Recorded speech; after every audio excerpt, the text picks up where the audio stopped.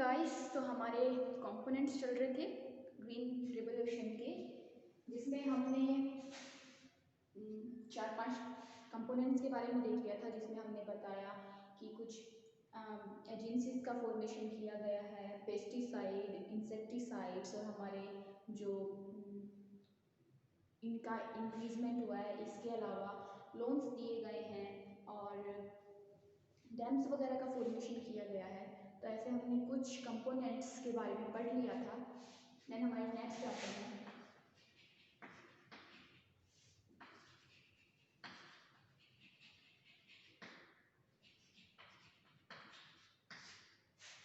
इनके बारे में हमने पढ़ लिया था।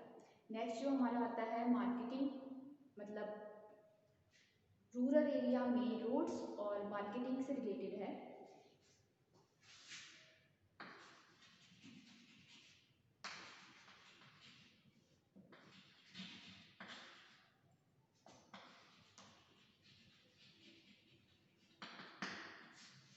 अब देखिए, पहले टाइम में क्या होता था, गांव में सड़कें नहीं बनती थी, तो सड़कें नहीं होने के कारण जो किसान वगैरह है वो आसानी से अपना जो माल है, अपनी जो फसल है वो आसानी से शहर तक नहीं ला पाते थे, और वहाँ पर पूरे से मार्केट की व्यवस्था भी नहीं होती थी। लेकिन अब क्या है, रूरल एरिया को डायरेक्टली सिटी से या मार्केट से जोड़ दिया गया, जिससे क्या है, किसान है अपनी आसानी से अपनी फसलों को, अपने माल को क्या है, बाय रोड आसानी से मार्केट तक पहुंचा सकता है। मार्केट में वहाँ पर उसको उसकी फसल के अच्छे दाम मिलते हैं, है ना। बस ये इसका कंपोनेंट है कि ग्रीन रिवोल्यूशन में क्या है, रोड्स का फॉर्मेशन किया गया है रूरल एरिया को सिटीज से जोड़ने के लिए या मार्केटिंग एरिया से जोड़ने के लिए।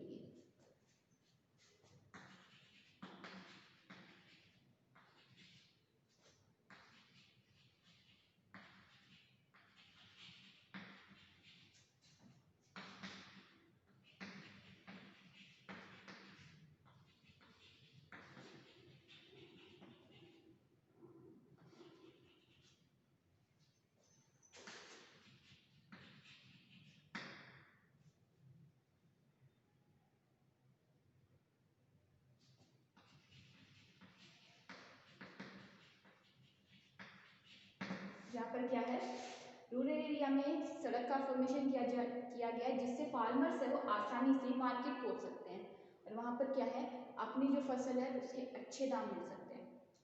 तो ये हमारा नेक्स्ट पॉइंट हो गया। देन हमारा जो अगला आता है वो इलेक्ट्रिसिटी से रिलेटेड आता है।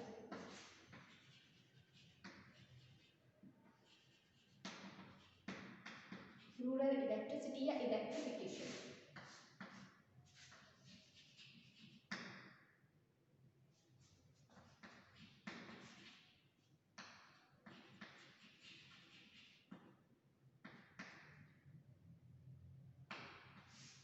मतलब अब देखिए, अभी इस टाइम में क्या है, हमारी जितनी भी फार्मिंग से रिलेटेड या एग्रोनॉमिक जितनी भी मशीन है, जो भी हम अपने फसलों में कटाई, बुआई, थ्रेसिंग वगैरह के लिए जितनी मशीन काम में लेते हैं, वो क्या है, कहीं ना कहीं क्या है, इलेक्ट्रिसिटी से चलती है, बिजली से चलती है। चाहे हम बात करें कि हमें ट्यूबवेल से पानी निकालना है या फिर हमें कोई थ्रेसिंग वगैरह मशीन चलानी है, तो क्या है, सब में कहीं ना कहीं इलेक्ट्रिसिटी लगती है। तो क्या है, रूरल एरिया को क्या किया गया, 24 घंटे बिजली की सप्लाई दे दी गई है, जिससे क्या है, जो फार्मर्स है वो किसी भी टाइम अपनी मशीन्स को चला सकते हैं।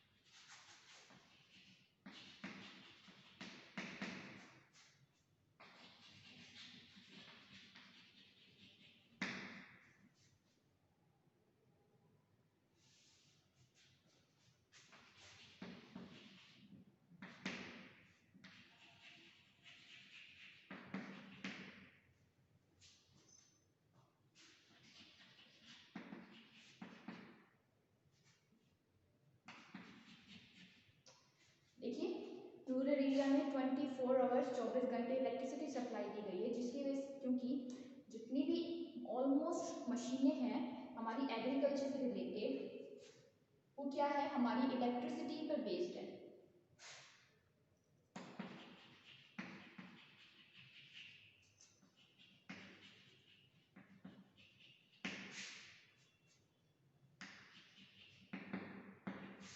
इसकी वजह से क्या है, 24 घंटे हम बिजली की सप्लाई करेंगे तो क्या है, आसानी से मशीन चल जाएगी। जैसे कि हम एग्जांपल लें तो हमारे ट्यूबवेल से पानी निकाल रहा है, ठीक है, तो उस ट्यूबवेल से पानी हमें कभी बटन दबाना है, ट्यूबवेल से पानी ऊपर के ऊपर आ जाएगा, ठीक है। तो ये हो गया इसमें कि in rural area 24 hours electric supply is available because almost machine related to agriculture are based on electricity, ठीक है। सो हमारे क्या फार्मर्स कभी भी उन मशीन्स का यूज ले सकते हैं।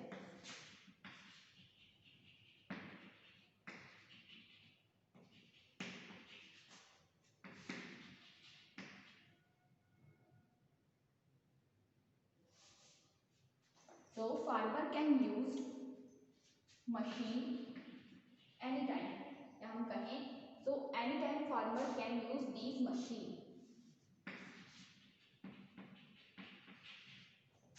यहाँ कर देते हैं anytime, ठीक है। तो एग्जाम्पल में हम ले सकते हैं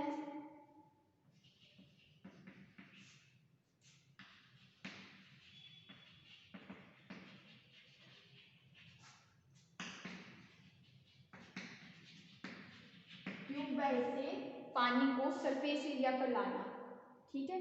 तो ये हमारा हो गया नेक्स्ट पॉइंट कि हमें एक ग्रीन रिवोल्यूशन के दौरान हमें ग्रामीण इलाकों में हमारे गांवों में 24 घंटे बिजली सप्लाई की व्यवस्था की गई है, जिसकी वजह से क्या है, आसानी से किसान वगैरह है वो कभी भी किसी भी टाइम अपनी जो एग्रीकल्चर से रिलेटेड मशीन है वो स्टार्ट कर सकते हैं, कभी भी उसका यूज में ले सकते हैं। नेक्स्ट हम बात करें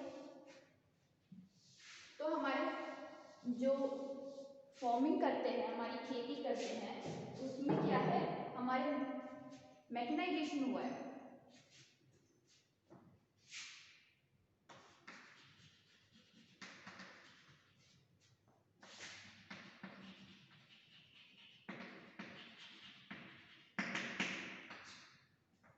फॉर्म मैकेनाइजेशन या हम कहें मशीनीकरण। अब देखिए पुराने ज़माने में हल से क्या करते थे, खेत जोतते थे, फिर अपने आप उसकी मतलब हम कहें थ्रेसिंग वगैरह का काम है, उसकी कटाई बुआई का काम है, फिर बीजों को अलग करने का काम है, ये सारे काम क्या है लेबर थ्रू होते थे, यानी हम लेबर लगाते थे खेतों पे। वहीं अब ये जितने भी काम हैं, चाहे हम बुआई कटाई कर रहे हैं, चाहे हम उसकी थ्रेसिंग वगैरह कर रहे हैं, उन सब में हम क्या करते हैं, मशीन्स का यूज़ लेते हैं। जैसे जब हम मतलब प्लफिंग वगैरह करते हैं या हम बुआई वगैरह करते हैं तो क्या करते हैं, ट्रैक्टर्स का यूज़ लेते हैं। वहीं हम थ्रेसिंग वगैरह करते हैं तो मशीन्स का यूज़ लेते हैं। और इसके अलावा जब फसलों में कोई कीड़े वगैरह लग जाते हैं तो हम पेस्ट, इंसेक्टिसाइड, फर्टिलाइजर्स इनका भी छिड़काव क्या करते हैं, मशीनों से ही करते हैं। कुछ ये होते हैं जिनको हम हाथों के द्वारा डालते हैं, बाकी तो हम मशीन्स का यूज़ करते हैं। तो क्या है, फार्मिंग की हम एग्रीकल्चर में क्या है, ज़्यादा से ज़्यादा मशीन्स का यूज़ लेना है, वो है मैकेनाइजेशन या हम कहें farming mechanisation.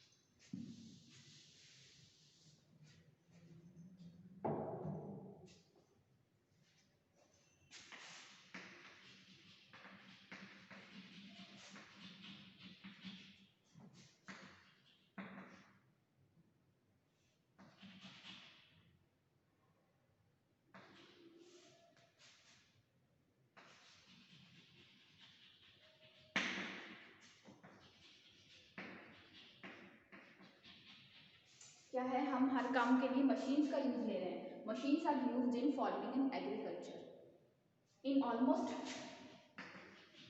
For almost work. Like हम करें तो use of tractor,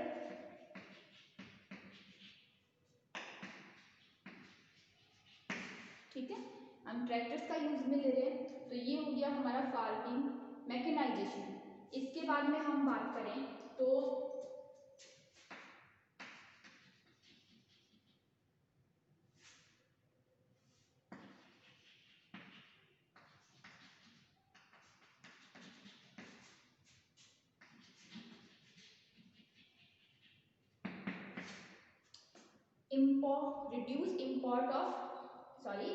reduce import of grains, यानी हम क्या कर रहे हैं, जो हम जब हमने इसकी शुरुआत की बात की तो हमने बताया था कि जब बंगाल में हमारे अकाल पड़ा था तो बाहर से कई हजारों टन गेहूं को इंपोर्ट किया गया था। तो हमारी ग्रीन रेवोल्यूशन में क्या किया, जो इंपोर्टिंग है, जो हम मंगवा रहे हैं, हम आयात कर रहे हैं गेहूं का, उसको क्या है हमने कम कर दिया है, जिसकी वजह से क्या है, जो हमारे जो इकोनॉमिक रेट है ना उसमें भी काफी असर पड़ा है।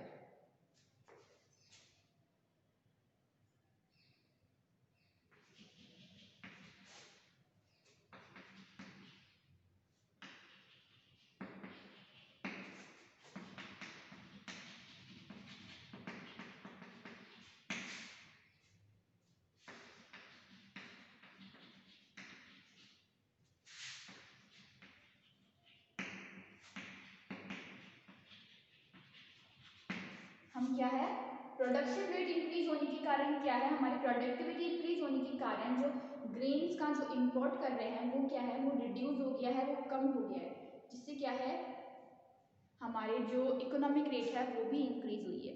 तो हम हमारी जो नेक्स्ट है वो इकोनॉमिक रेट का ही हम पॉइंट लेके चल रहे हैं कि जब हम ग्रीन रिवोल्यूशन के दौरान क्या हुआ है, जो हमारे देखिए जब प्रोडक्टिविटी बढ़ेगी मतलब खाने की कमी नहीं पड़ेगी, तो हमें बाहर से गेहूं वगैरह का इंपोर्ट करना नहीं पड़ेगा। अब गेहूं वगैरह का इंपोर्ट करेंगे तो पैसे तो देने पड़ेंगे, तो क्या है जब इंपोर्ट ही नहीं करना पड़ रहा तो हमें पैसे किस बात के लिए, तो क्या है कई लाखों रुपए बच जाते हैं। तो इन कई लाखों रुपए से क्या है बच गए तो हमारी इकोनॉमिक रेट है वो अपने आप बूस्ट हो जाती है, ऊपर की ओर बढ़ जाती है।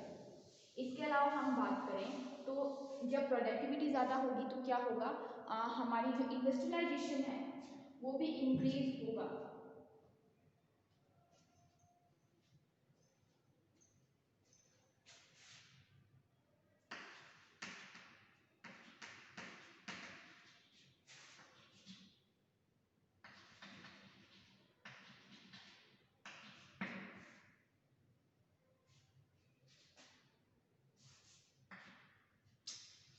इस पॉइंट को हम थोड़े से अलग तरीके से देखते हैं,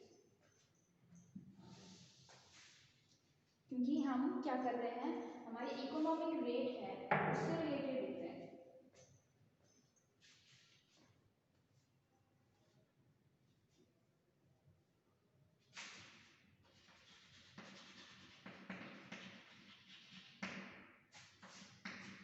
सीधा हम इकोनॉमिक रेट लिख के चल रहे हैं। तो हम क्या करेंगे, ड्यू टू क्या है हमने इंपोर्ट कम कर दिया, इंपोर्ट ऑलमोस्ट बंद कर दिया है ग्रेन्स का, तो क्या होगा हमारे कई लाखों रुपए बच जाएंगे, कई लाखों रुपए बचेंगे तो इकोनॉमिक तो बूस्ट होगी ही। तो due to increasing increased productivity,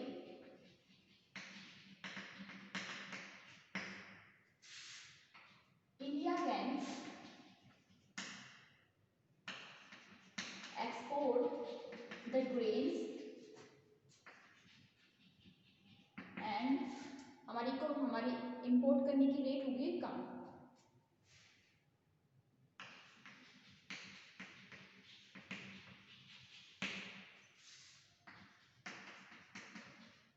ये हमारा डिक्रीज है वो हमारा इंक्रीज है, ठीक है।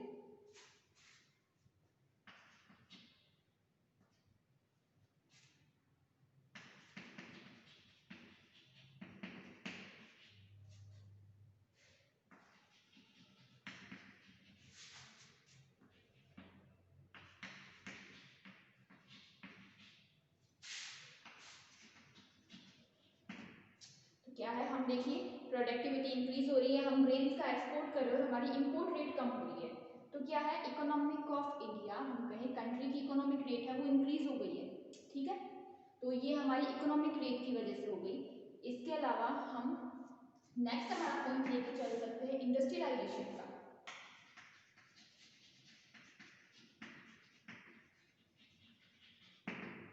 इंडस्ट्रियलाइजेशन तो हमारी क्या है, जब एग्रीकल्चर में बहुत सारी मशीन्स का यूज होने लगा है, प्रोडक्टिविटी रेट बढ़ रही है, तो क्या है, इंडस्ट्रियलाइजेशन भी बढ़ेगा। कि देखिए बहुत सारी मशीन्स बनेगी तो इंडस्ट्रियलाइजेशन तो बढ़ेगा ही। तो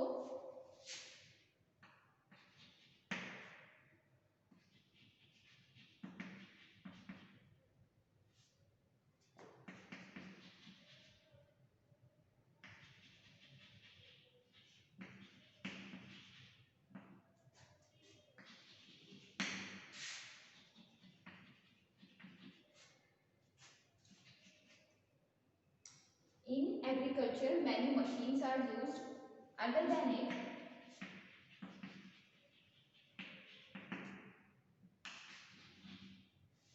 used of fertilizer,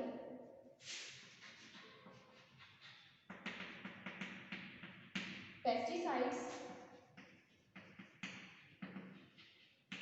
etc. is also increased.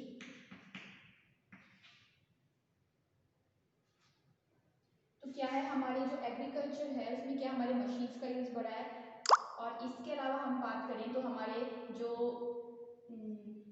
Pesticides है, इंसेक्टिसाइड्स है, इनका भी यूज क्या है, बढ़ गया है, जिसकी वजह से क्या है, हमारे इंडस्ट्रियलाइजेशन में काफी इंक्रीज हुआ है, ड्यू टू विच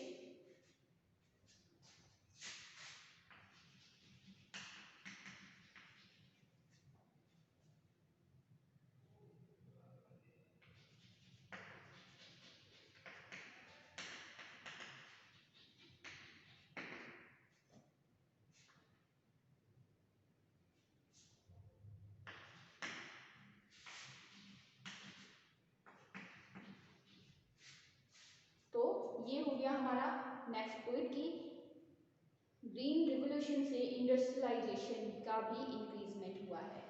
अब हम इसके बाद में अगर हमारा नेक्स्ट पॉइंट लेके चले तो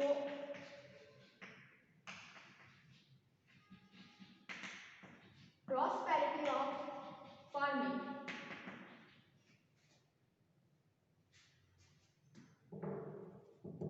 अब देखिए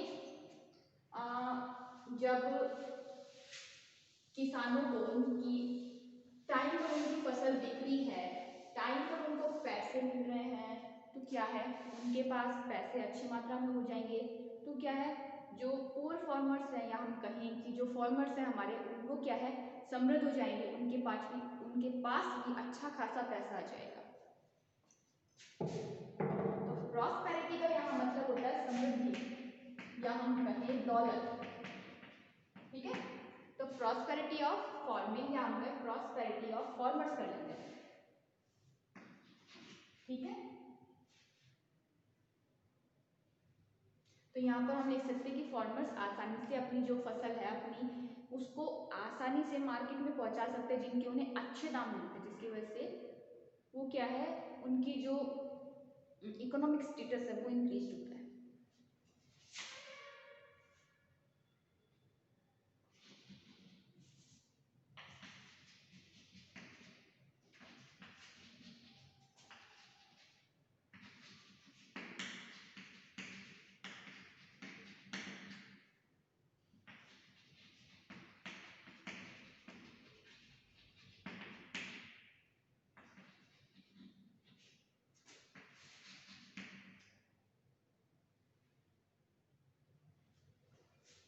तो क्या देखिए, फार्मर्स है इजीली अपनी जो फसल है वो क्या है, मार्केट तक पहुंचा रहे हैं।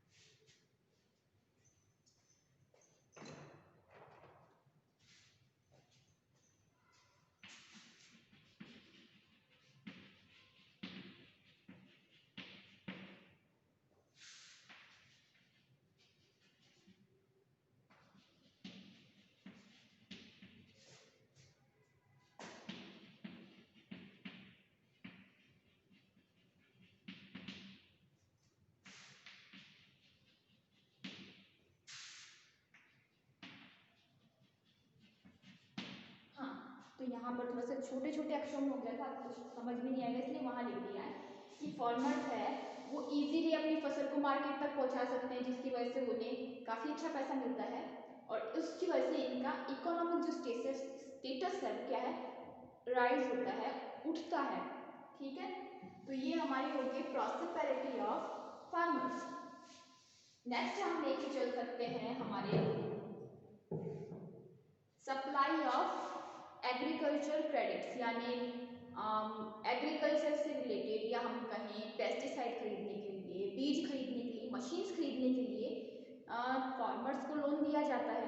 ठीक है, तो वो हमारे हो जाएंगे क्रेडिट्स, कि मतलब फार्मर को किसी चीज़ की ज़रूरत है तो वो क्या बैंक से इजीली लोन ले सकता है। तो नेक्स्ट हमारा हो जाएगा credit supply of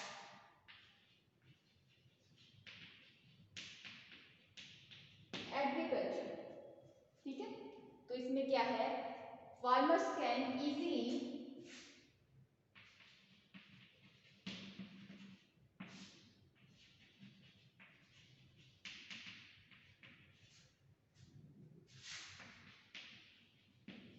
pass there loan,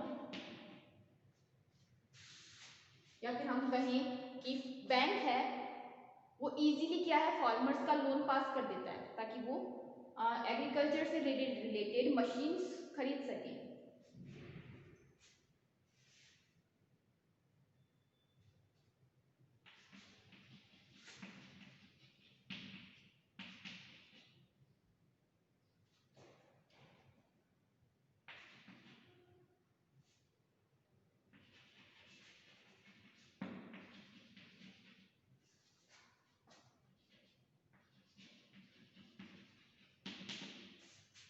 यहाँ पर एग्रोनॉमिक मतलब हमारे कृषि से संबंधित चीजें।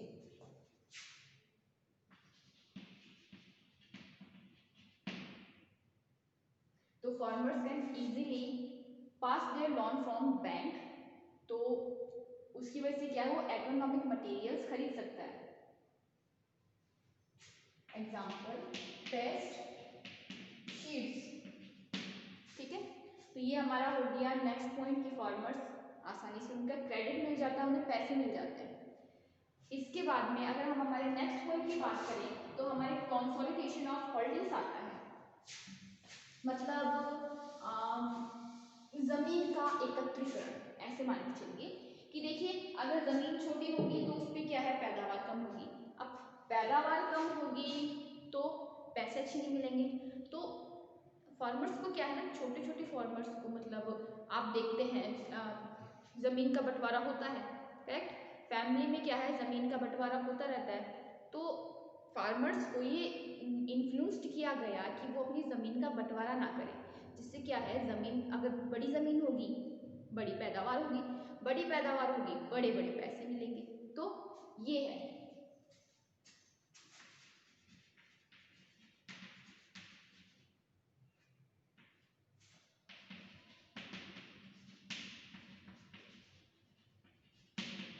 ठीक है, कंसोलिडेशन ऑफ होल्डिंग्स मतलब अपनी ज़मीन को एकत्रीकरण।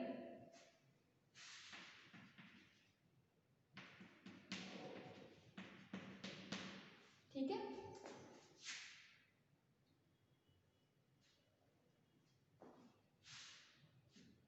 अब देखिए इसमें अगर छोटी ज़मीन होगी तो कम पैदावार होगी, यील्ड कैपेसिटी कम हो जाएगी, यील्ड कैपेसिटी कम हो जाएगी तो पैसे कम मिलेंगे। तो फार्मर्स को इन्फ्लुएंस्ड किया गया है कि वो अपनी ज़मीन का बंटवारा ना करें।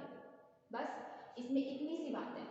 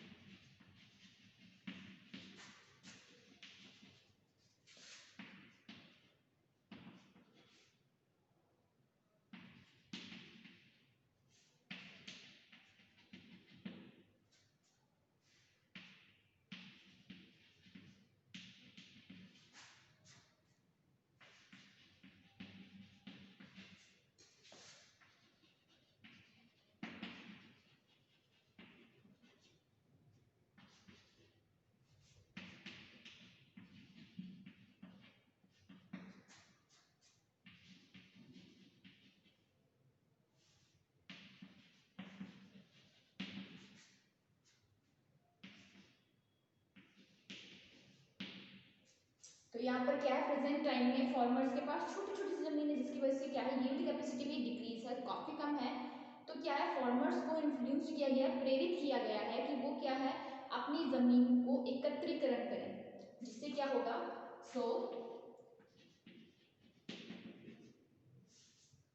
Area of farming increased and productivity is also increased।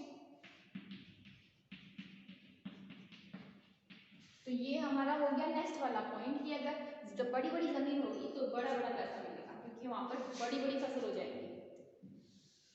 इसके अलावा हम अभी बात करें तो हमने लैंड लॉर्ड सिस्टम की बात की थी, है ना, हम कई टाइम से हम लैंड लॉर्ड सिस्टम की बात कर रहे हैं। तो अब हम वो लैंड लॉर्ड सिस्टम ही लेके चलते हैं।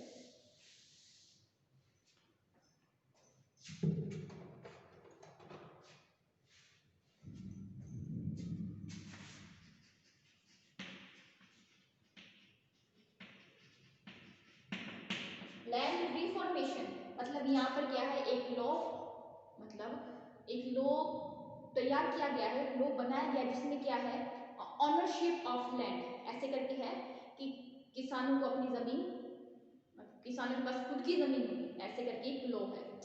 तो क्या है, पहले जमींदारी प्रथा होती थी, लैंड लॉर्ड सिस्टम होता था। तो क्या है, वो फार्मर्स को अपने जो लेबर्स है उनको एक्सप्लॉइट करते थे, उनका शोषण करते थे।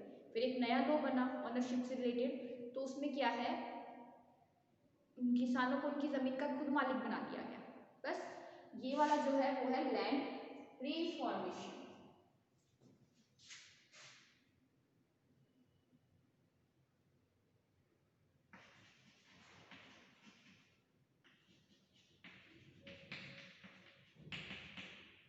यहाँ पर देखिए, एक्सप्लॉइट माने शोषण,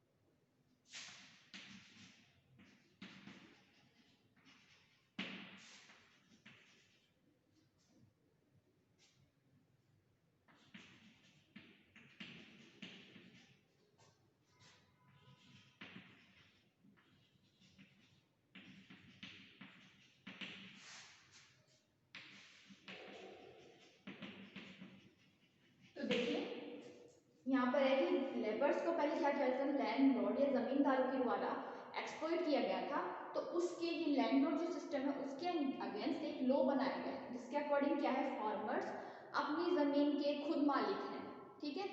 तो ये हमारा है लैंड लॉर्ड सिस्टम। इसके बाद अगर हम बात करें तो हमारे एग्रीकल्चर यूनिवर्सिटी से रिलेटेड आ जाती है। तो 1960 में पहली एग्रीकल्चर यूनिवर्सिटी बनी थी उत्तराखंड में।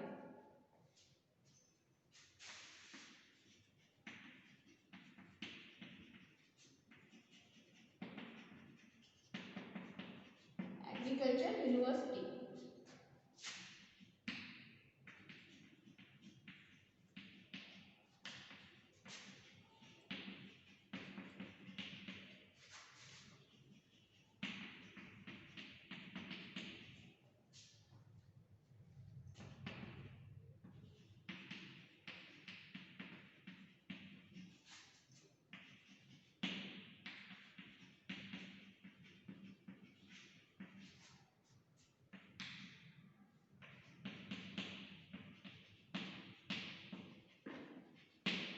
हमारी क्या है, उत्तराखंड में हमारी पहली यूनिवर्सिटी बनाई गई थी एग्रीकल्चर से रिलेटेड। जब देखिए एग्रीकल्चर यूनिवर्सिटी बनेगी तो बच्चे उसमें पढ़ेंगे, बच्चे पढ़ेंगे तो क्या है, अच्छे अच्छे किसान बनेंगे, अच्छे अच्छे मतलब एक्सपेरिमेंट होंगे, अच्छी अच्छी बीज बनेगी। तो क्या है, एग्रीकल्चर यूनिवर्सिटी को एस्टैब्लिश करना, ठीक है।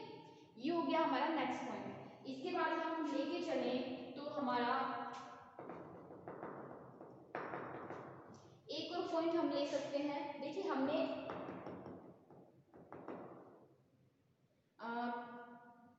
कैपिटलाइजेशन ले सकते हैं कि देखिए हमने ऑलमोस्ट सब पॉइंट्स को कवर कर लिया कि मतलब अच्छे बीज मिल रहे हैं, अच्छे फर्टिलाइजर्स मिल रहे हैं, अच्छे पेस्टिसाइड्स मिल रहे हैं। इसके अलावा हमने एग्रीकल्चर यूनिवर्सिटी खोल दी, रोड बना दी, इलेक्ट्रिसिटी सप्लाई कर दी।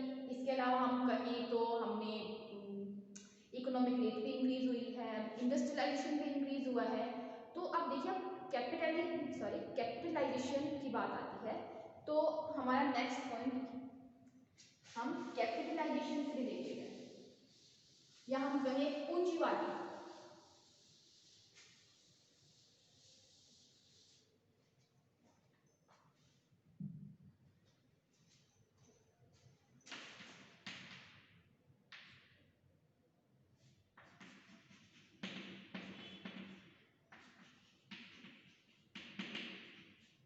तो देखिए कैपिटलिस्टिक फार्मिंग, तो देखिए किसान वही फसल लगाते हैं जिनके अच्छे पैसे मिलते हैं। इसमें ये पॉइंट आ जाएगा कि उन फसलों को लगाना ही क्यों, मतलब जिनके अच्छे पैसे नहीं मिलते।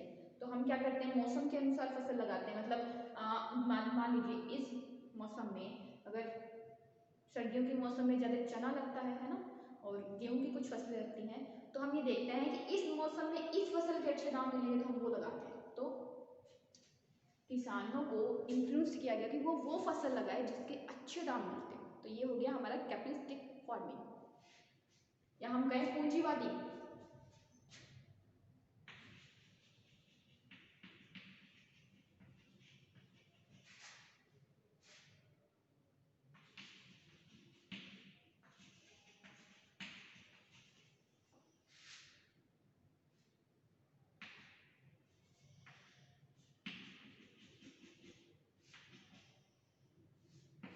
इसकी क्या है वैल्यू है, जिसके पैसे अच्छे मिले।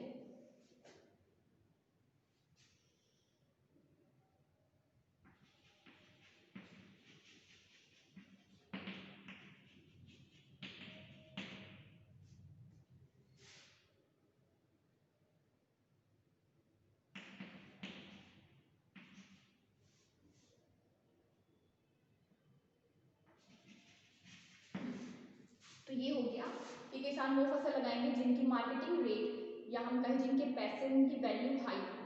तो ये हो गई हमारी कैपिटलिस्टिक फार्मिंग। तो ये हो गए हमारे कुछ ग्रीन रिवोल्यूशन के कंपोनेंट। अब देखिए हमारे मेरिट्स और डीमेरिट्स आ जाते हैं, क्योंकि देखिए हरित क्रांति हर चीज़ होती है, चाहे कोई भी चीज़ नई आए पुरानी आए कैसी भी चीज़ आए, उसके कुछ ना कुछ फायदे भी होते हैं, कुछ नुकसान भी होते हैं। तो ऐसे ही जो ग्रीन रिवोल्यूशन है इसके फायदे भी हैं तो इसके नुकसान भी हैं। तो हम अब उसकी मेरिट्स और डीमेरिट्स को देखते चलते हैं।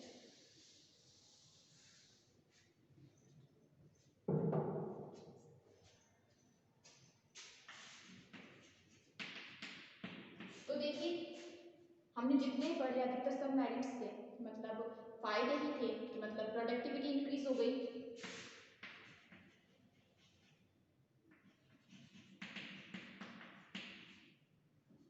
हमारी क्या है प्रोडक्टिविटी इंक्रीज, और import rate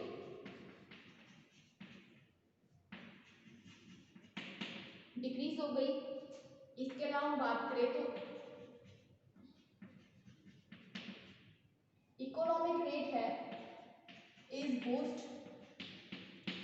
economic rate boost हो गई, और इंडस्ट्रियलाइजेशन हो गया, या हम कहें कि मशीन्स का यूज होने लग गया, टाइम कम लगने लग गया है ना।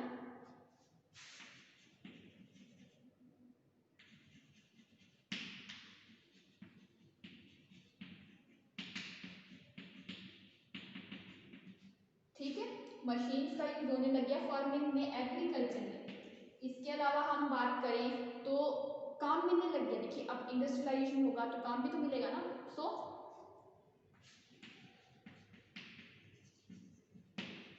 एम्प्लॉयमेंट इज इंक्रीज, यानी लोगों को काम मिलने लग गया। तो ये कुछ हमारे मतलब इसके मेरिट्स तो बहुत सारे हैं। देखिए मेरिट्स तो बहुत सारे हैं, और ये भी ले सकते हैं कि डैम्स का फॉर्मेशन हुआ जिससे क्या है फार्मर्स को रेन पर डिपेंड रहने की जरूरत नहीं पड़ती।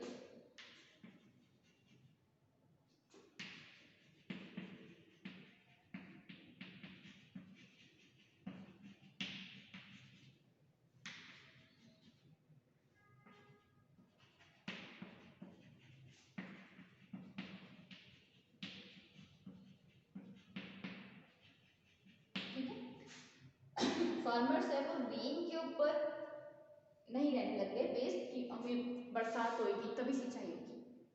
तो ऐसे इसके कुछ ये फायदे हो गए। तो अब हम डीमेरिट्स की बात कर लेते हैं। तो डीमेरिट्स देखिए चल, तो देखिए पेस्टिसाइड्स का यूज बढ़ गया, फर्टिलाइजर्स का यूज बढ़ गया है। तो क्या है इन सब के इतने सारे यूज के कारण जो सॉइल फर्टिलिटी है, सॉइल की मिट्टी की उपजाऊपन है, उत्पादकता है वो कम हो गई। और क्या है हमारा जो सॉइल फर्टिलिटी कम हो गई है और सॉइल की क्वालिटी डिक्रीज हो गई है। इसके अलावा हम बात करें तो देखिए जहाँ पहले जो काम लेबर्स के थ्रू होते थे, कटाई छटाई, वहीं अब क्या मशीन्स के थ्रू हो रहे हैं। तो कहीं ना कहीं अनएम्प्लॉयमेंट या बेरोजगारी भी क्या है बड़ी है। ठीक है, तो ये लिख लेते हैं हम।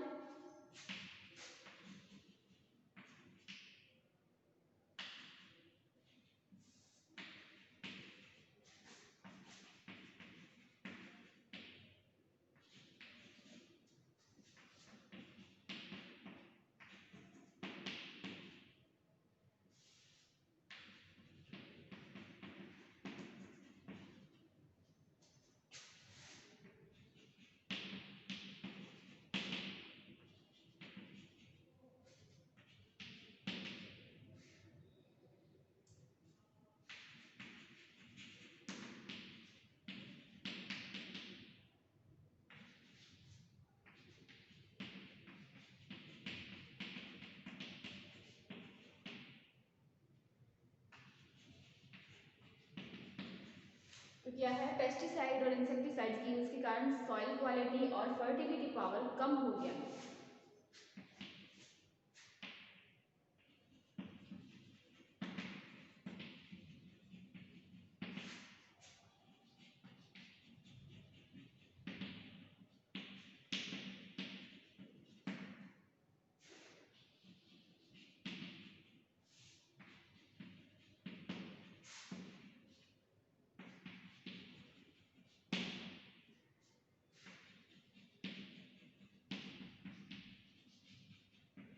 तो देखिए मैकेनाइजेशन ऑफ फार्मिंग क्या है, एक हमारे अनएम्प्लॉयमेंट का एक बड़ा सारा रीजन है, क्योंकि जो काम पहले इंसान करते थे वही काम अब क्या है मशीन्स के थ्रू हो रहा है। इसके अलावा हम देखें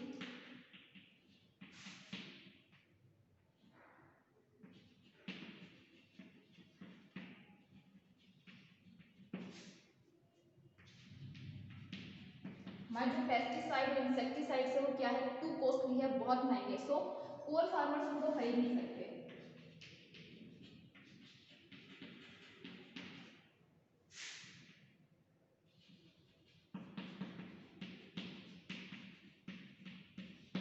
तो ये हमारे आप नोट कीजिए।